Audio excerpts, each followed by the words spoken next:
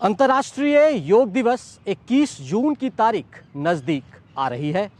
इसे मनाने को लेकर दुनिया भर में तैयारियां चल रही हैं। संस्थाएं भी अपने स्तर से इस दिन को यादगार बनाने के लिए तैयार हैं।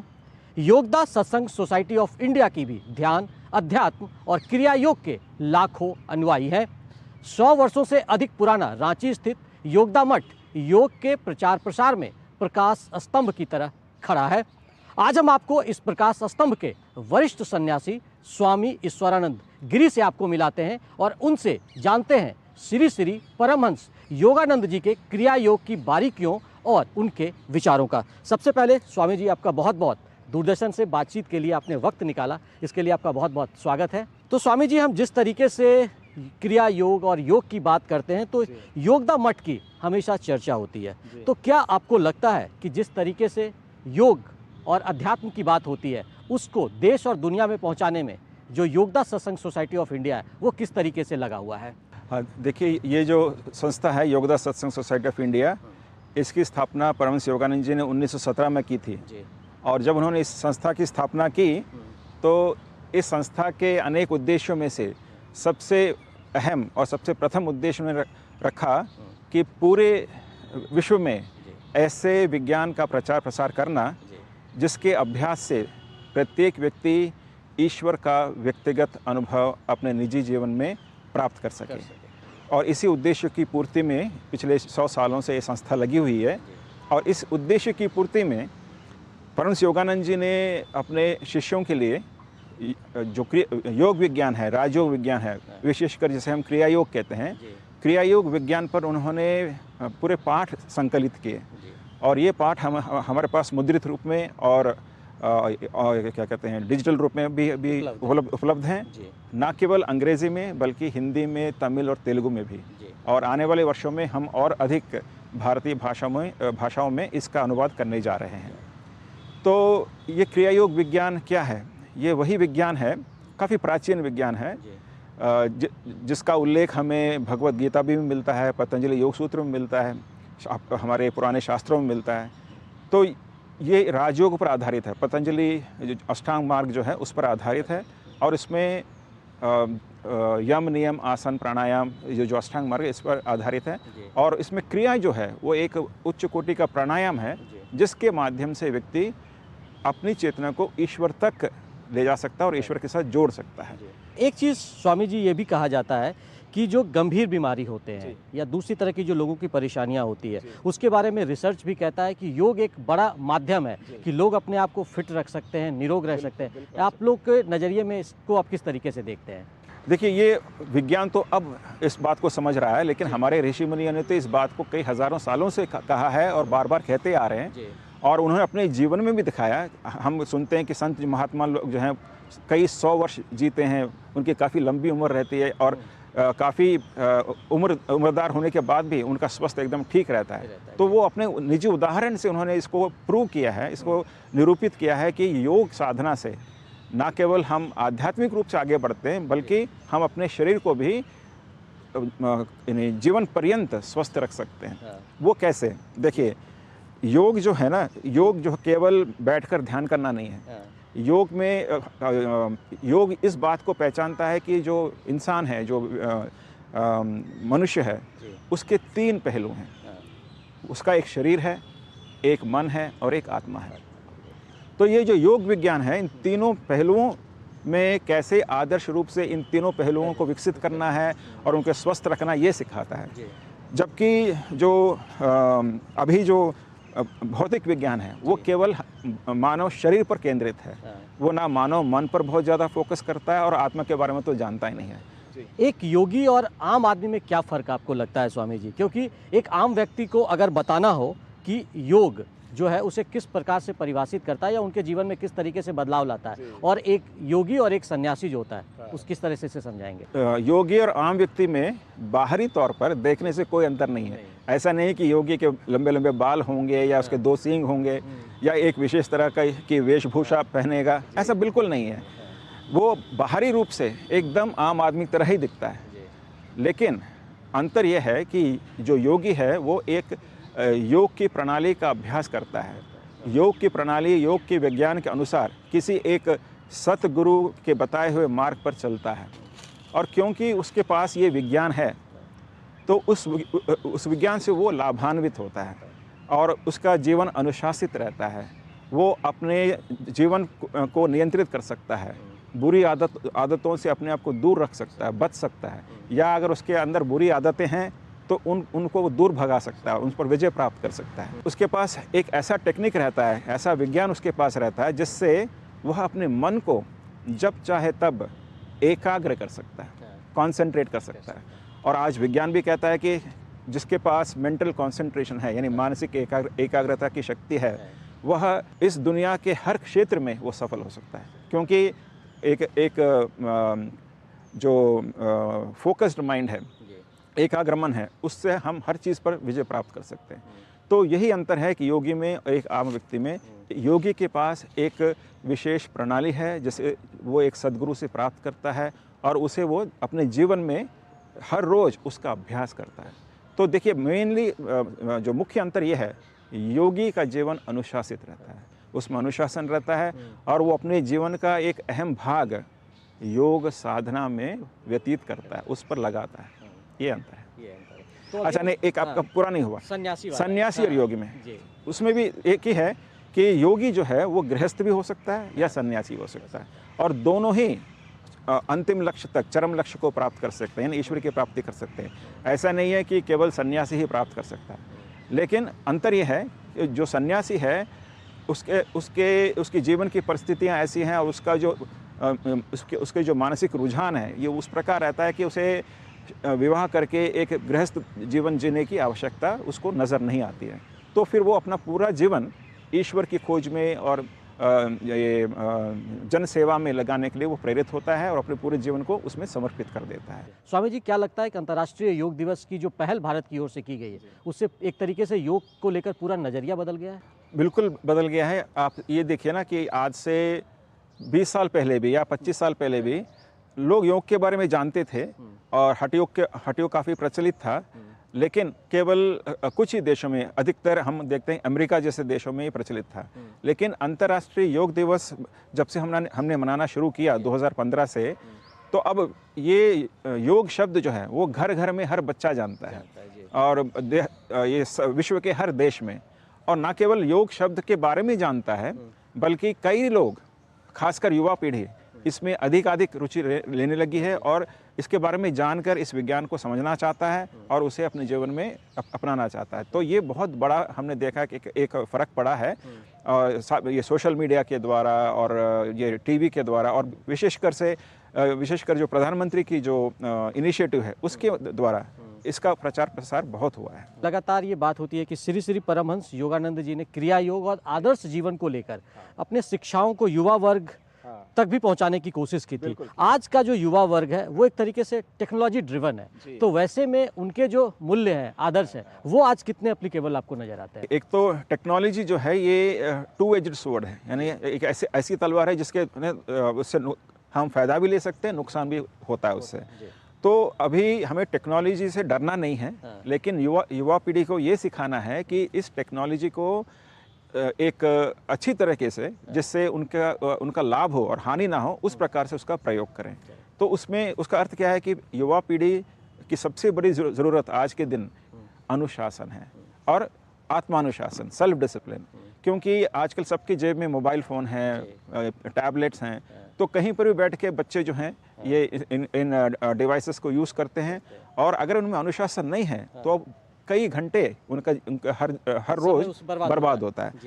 तो टेक्नोलॉजी को सही रूप से कैसे यूज़ करें, ये हमें युवा पीढ़ी को सिखाना है। तो योग विज्ञान इसमें बहुत ये हेल्प करेगा, क्योंकि योग विज्ञान जो है यही अनुशासन प्रत्येक के जीवन में ला सकता है। प्रत्येक व्यक्ति अपने जीवन को खुद नियंत्रित कर सकता है और उसे कंट्रोल कर सकता है। तो इसलिए आज के जीवन में, खासकर युवाओं के लिए, ये योग विज्ञान और योग विज्ञान के द्वारा अपने जीवन को अनुशासित करना ये बहुत आवश्यक है और प्रत्येक को सीखने की ज़रूरत है। प्रधानमंत्री नरेंद्र मोदी जी के प्रयासों से देश और दुनिया में योग को लेकर लोकप्रियता बढ़ी है, और आप क्या ये भी मानते हैं कि ये जो प्रयास हो रहा है वो भारत की जो एक प्राचीन जीवन शैली रही है उसे भी रिकॉग्निशन मिल रहा है।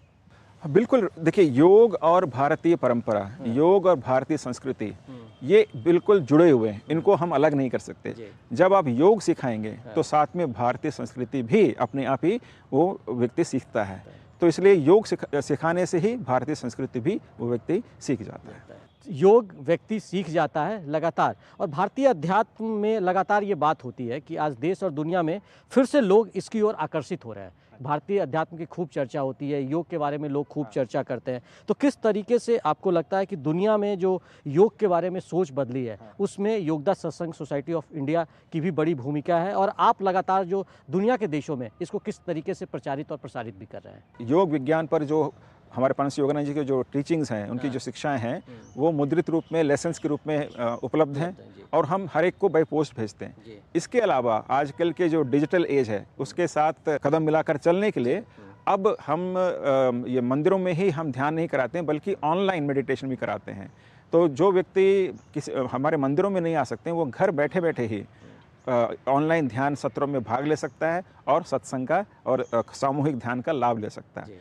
इसके अलावा जो पाठ अभी तक केवल मुद्रित रूप में उपलब्ध थे, अब डिजिटल प्रारूप में भी वे उपलब्ध हैं। तो प्रत्येक व्यक्ति उन लेसन्स को अपने मोबाइल फ़ोन पर, कंप्यूटर पर या टैबलेट पर भी पढ़ सकता है।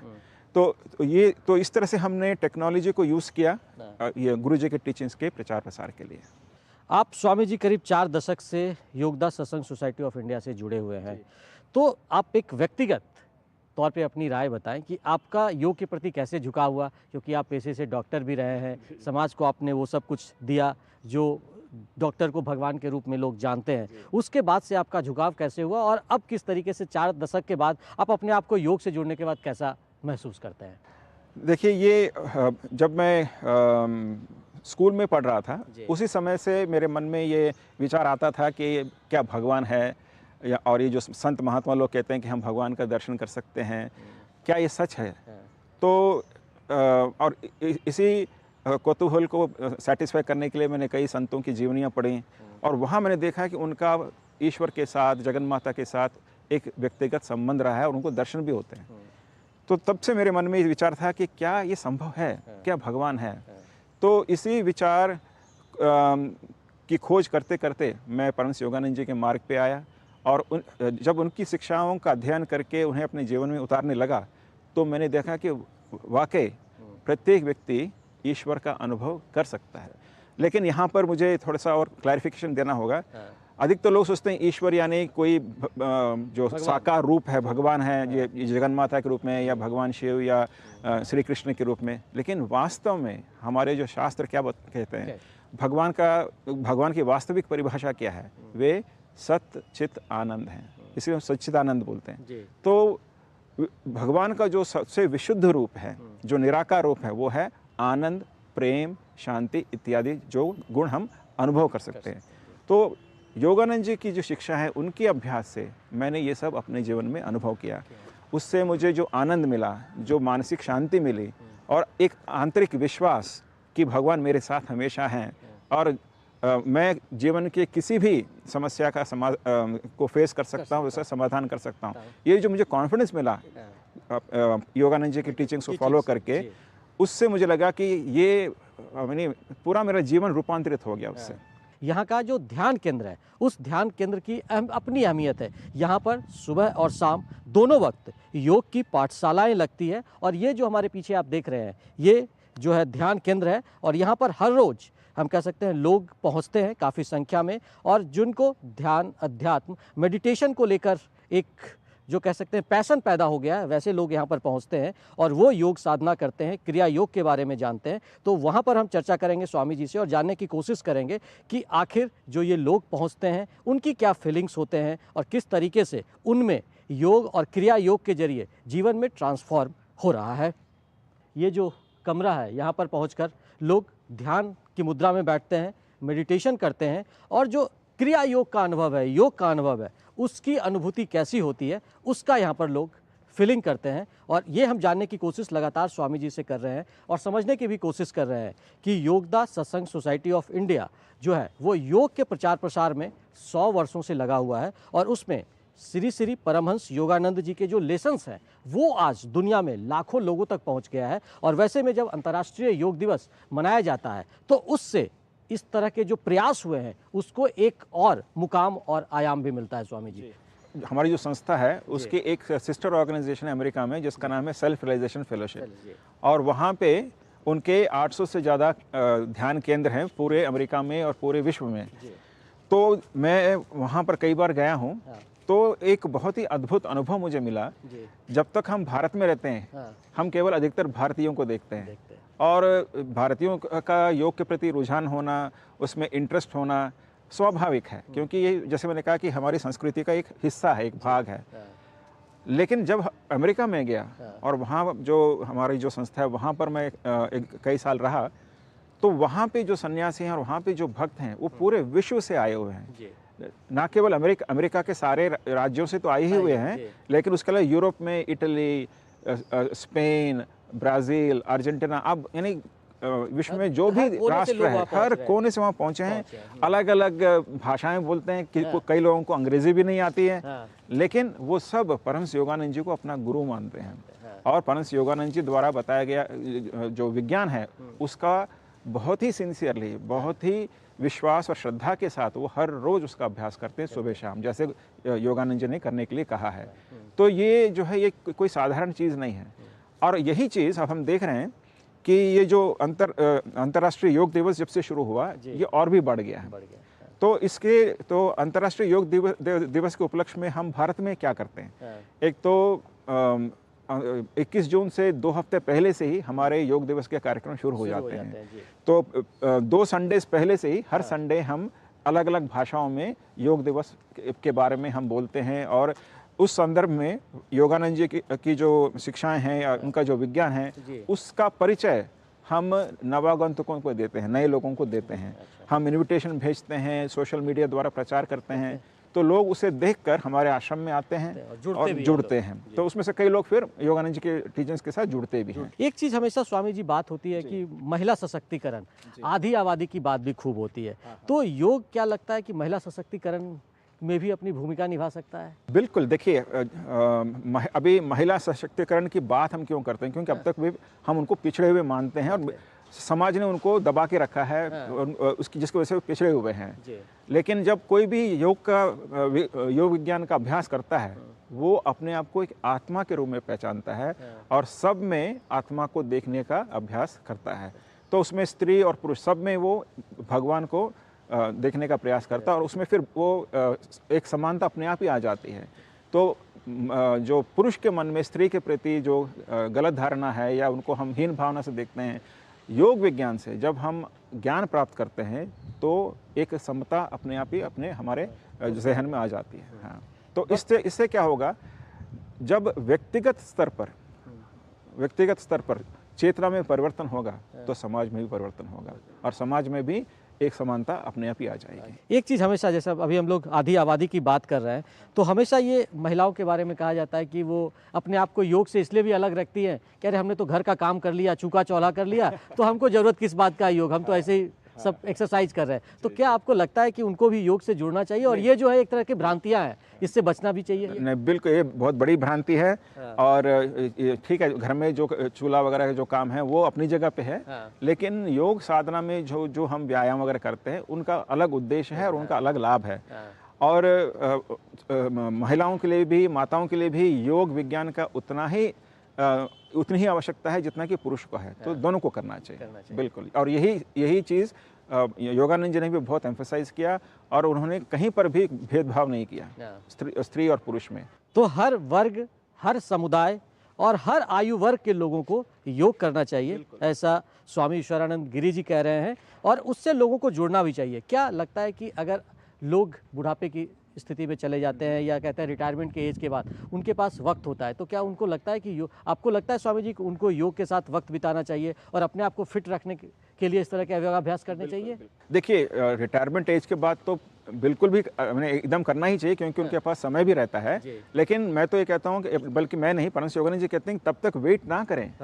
क्योंकि योग शुरू करने का सबसे उपयुक्त जो आयु है वो युवा अवस्था में है, जब व्यक्ति का शरीर और मन जो है वो उसमें शक्ति है और ताजगी है तभी शुरू करना चाहिए।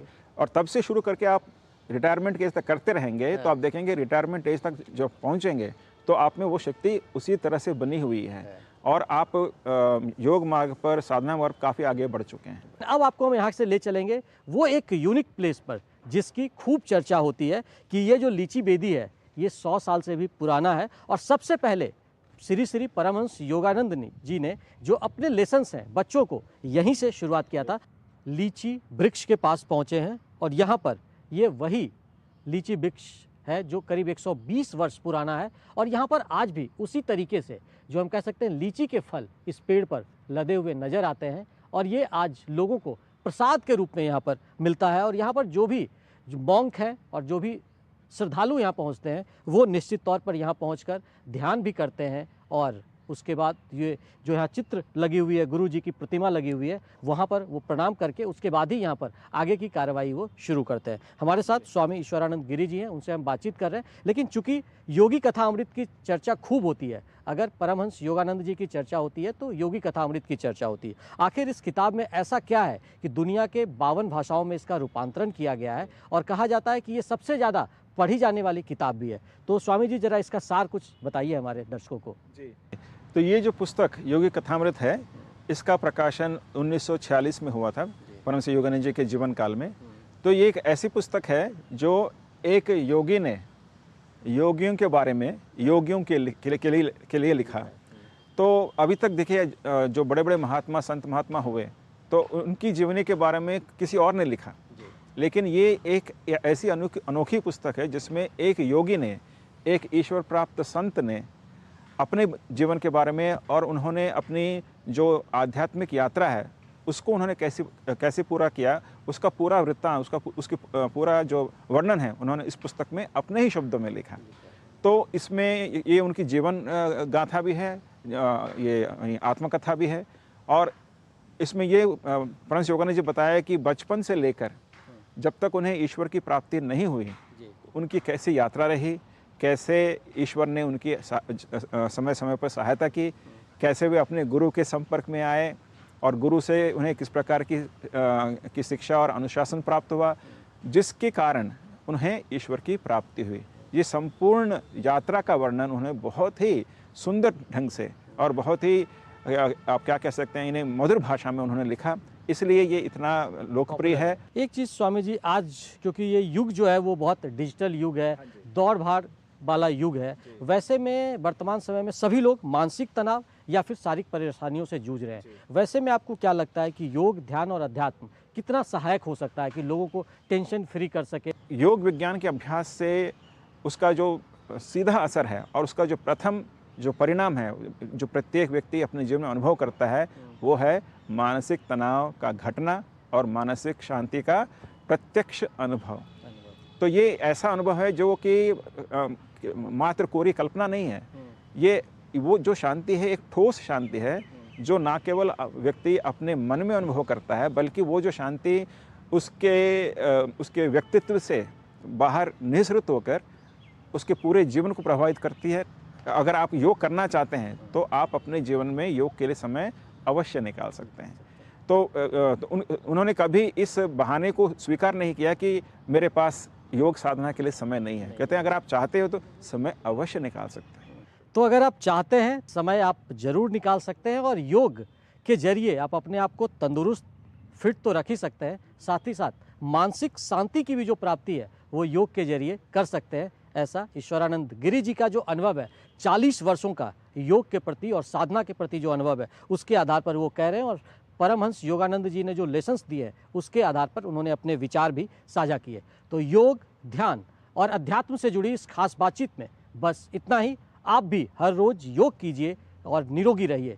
धन्यवाद। दूरदर्शन की पूरी टीम को दीजिए इजाज़त। स्वामी जी ने हमारे लिए वक्त निकाला, आपका बहुत बहुत धन्यवाद।